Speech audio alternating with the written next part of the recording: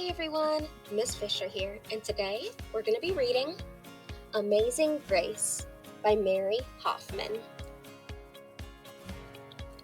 Let's get started. Grace was a girl who loved stories. She didn't mind if they were read to her, or told to her, or made up in her own head. She didn't care if they were in books, or movies, or out of Nana's long memory. Grace just loved stories.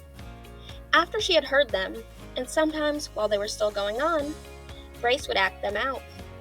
And she would always give herself the most exciting part.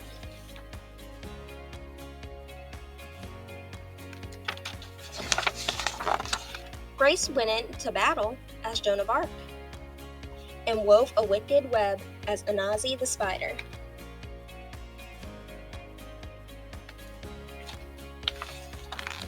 She hid inside the wooden horse at the gates of Troy. She went exploring for lost kingdoms. She sailed the 7 seas with a peg leg and a parrot.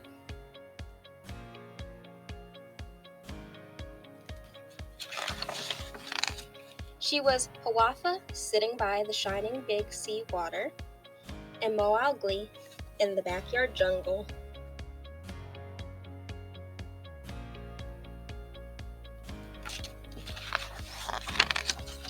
Most of all, Grace loved to act out adventure stories and fairy tales.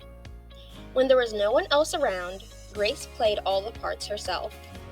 She set out to seek her fortune with no companion but her trusty cat, and found a city with streets paved in gold.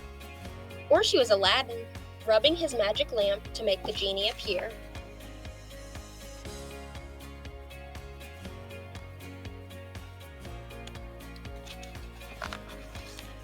Sometimes she could get Ma and Nana to join in when they weren't too busy. And she was Dr. Grace, and their lives were in her hands.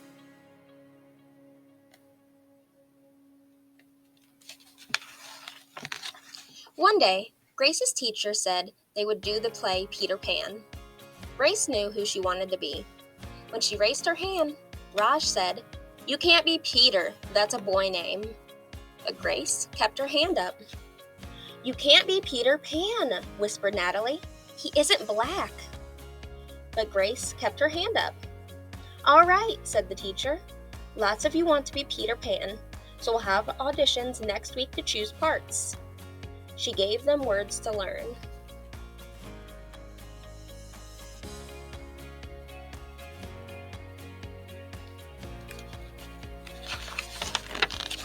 When Grace got home, she seemed sad. "What's the matter?" asked Ma. "Raj said I can't be Peter Pan because I'm a girl."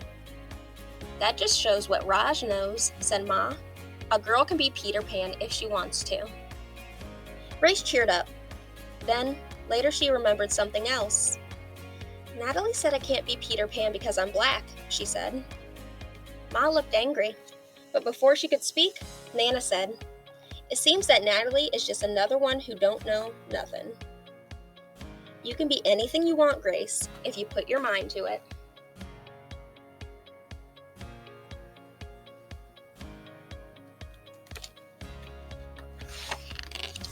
On Saturday, Nana told Grace they were going out.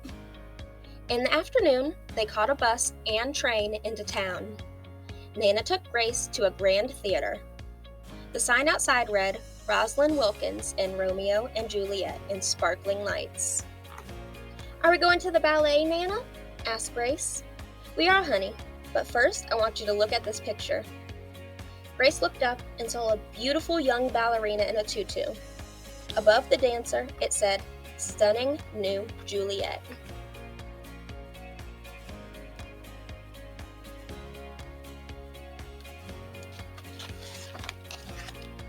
"That one is little Rosalind from back home in Trinidad," said Nana. "Her granny and me, we grew up together on the island. She's always asking me, do I want tickets to see her, Rosalind, dance. So this time, I said yes." After the ballet, Grace played the part of Juliet, dancing around her room in her imaginary tutu. "I can be anything I want," she thought.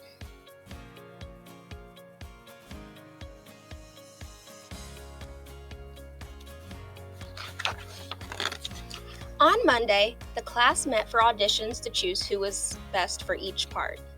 When it was Grace's turn to be Peter, she knew exactly what to do and all the words to say. She had been Peter Pan all weekend. She took a deep breath and imagined herself flying. When it was time to vote, the class chose Raj to be Captain Hook and Natalie to be Wendy. There was no doubt who would be Peter Pan. Everyone voted for Grace.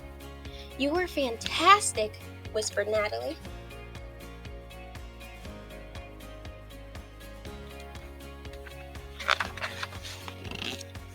The play was a big success, and Grace was an amazing Peter Pan. After it was all over, she said, "I feel as if I could fly all the way home." "You probably could," said Ma. "Yes," said Nana. "If Grace puts her mind to it, she can do anything she wants."